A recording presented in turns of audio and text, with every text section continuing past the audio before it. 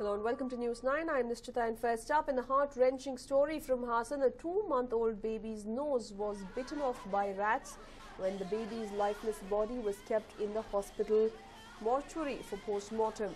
The 2-month-old baby was admitted to Rajiv Nursing Home in Hassan with a small infection. The parents Jagadish and Yogama were told that the baby would be all right in a day or two, but the baby passed away. But this was just the beginning of the horror the family had to undergo.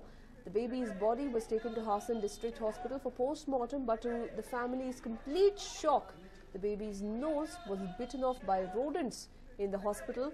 This speaks volumes about the kind of conditions that these patients are forced to live in the hospital, the kind of cleanliness and hygiene that the hospital authorities maintain. To imagine that a 2-month-old baby's body that had been sent for a post-mortem, its nose was bitten off by rodents, the family is in absolute shock and horror of the incident.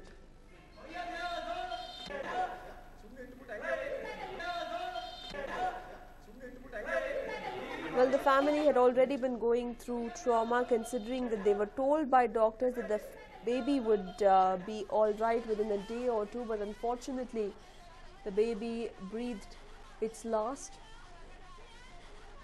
But that was not the end of the tragedy for the parents of this little one, as the little child's nose was bitten off by rodents in the hospital where it was taken for post-mortem. This is the inconsolable mother of the little child.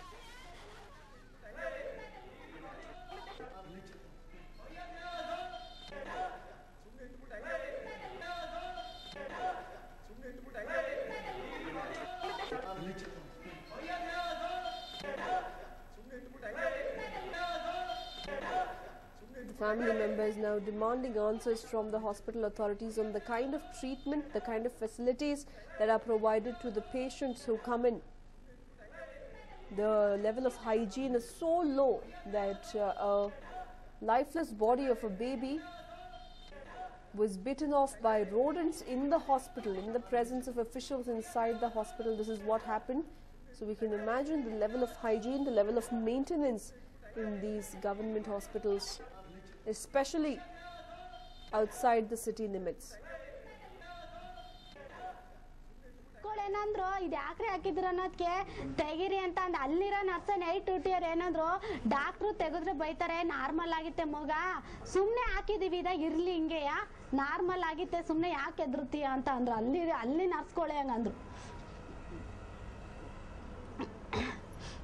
ನಾನು ನಮ್ಮ ಯಜಮಾನ್ರಿ ಇಬ್ರು ಮಗ ಕರ್ಕ ಬಂದಿದ್ದು ನೋಡಿದ್ರೆ injection ಹಿಂಗೆ ಆಗ್ತಿದ್ದಂಗೆ ಮಗ ಪ್ರಾಣ ಹೋಯ್ತು. ನಾನು ಅವಳು ಕರೆದೆ, ಅವಳು ಹೋಗೇ ಬಿಟ್ಲು ಬಾಕ್ಲು ದಡ ನಡ್ಕೊಂಡು.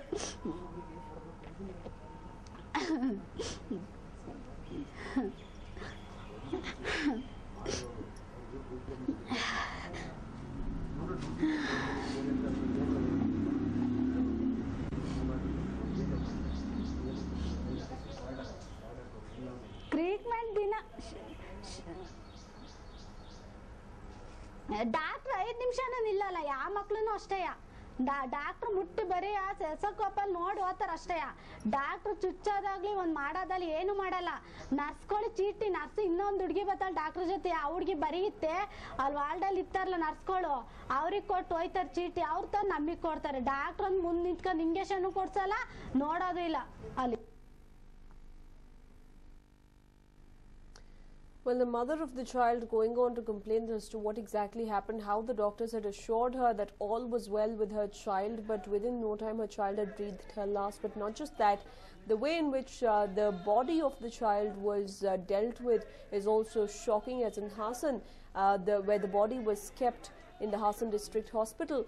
A rat has bitten off the child's nose and other body parts. Truly a pitiable state in which the hospitals in our state are functioning. My colleague Nolan joins us with all the updates in the case. Well, Nolan, a shocking case there. Extremely shocking, Nishita, because no doubt the child is no more, but it doesn't mean that you don't actually give it respect. The mortal remains are still to be respected. But in this case, in Hassan, what we see is that a rat has actually eaten off a part of the nose.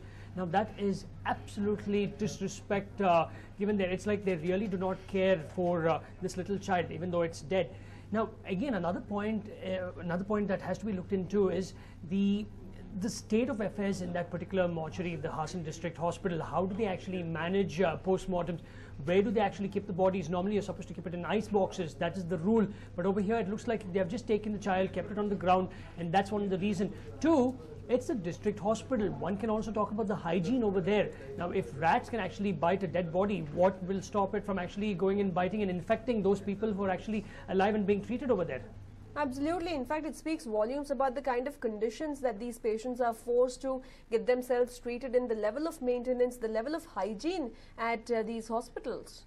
Very true. And we see most of our government hospitals, we see a lot of people complaining that government hospitals hygiene is not maintained, that government hospitals people really do not bother, that government hospitals are places where you actually go if you want to actually lose your life or die or lose a limb or lose an eye for whatever operation happens. And that's the reason people are willing to actually shell out a large amount of money, sell their flat, sell their homes, sell their farmlands or fields, and get treated in private hospitals. Is because of this very reason. Now in this case, it's really shameful that even though it was a dead body, basically the mortal remains of this little baby, you can see actually a part of the nose eaten up, not just bitten, eaten by rats.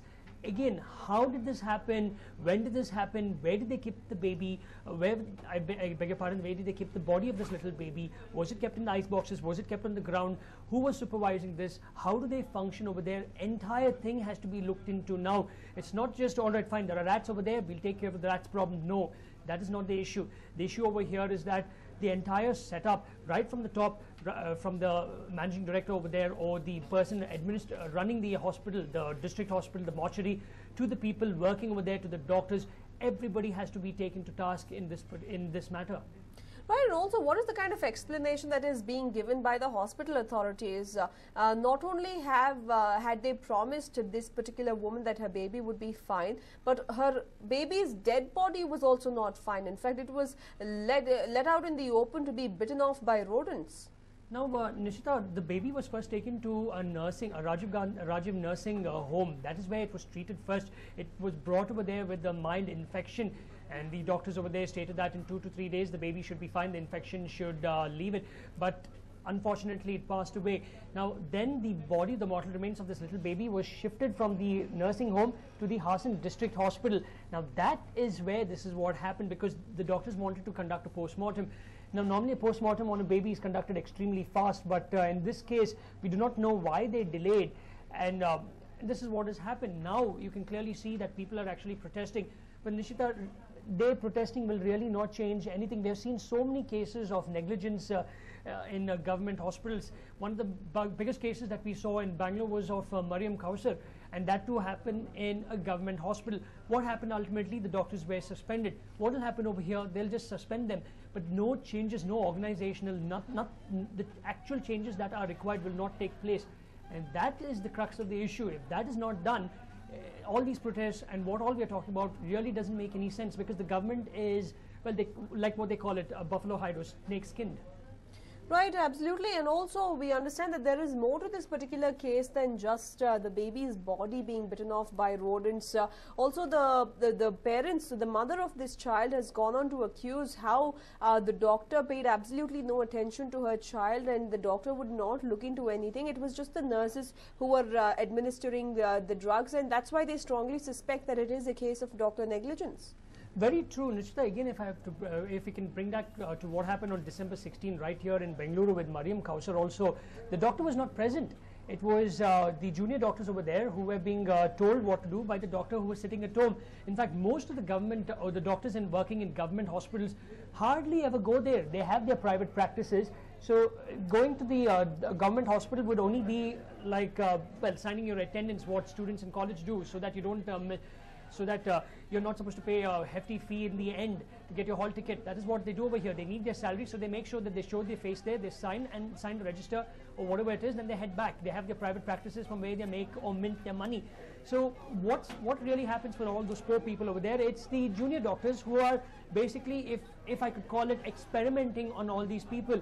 Now, how are they? They do not know about the consumer code. They do not know how to actually take them to task. So whatever happens, whatever the junior doctors say, they have to agree. In this case, it was a mild infection. Of the doctors, like what she said, did not undertake the plethora of those huge number of tests that you normally see in private hospitals. Now, many people complain that, well, it's too costly, the doctors are just fleecing us, but at times those tests will really help the doctor to understand what exactly is the problem, to diagnose the illness and treat it properly. Now, in this case, like she stated, it was the nurses looking into it. The nurses are not trained to do a doctor's job. And this is the same problem we keep seeing on and on and on in government hospitals, and nothing happens, Nishita, nothing changes.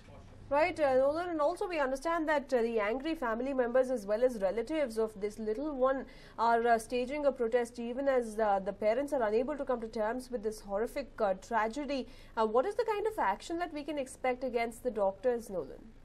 Nishita, what action can we expect? The government will come, they'll set up a probe committee, let's go about the entire process. They'll say, the minister will come out stating that we will look into this very clearly. The MP of the area will come out and says, this is really bad, the government has not done its job properly.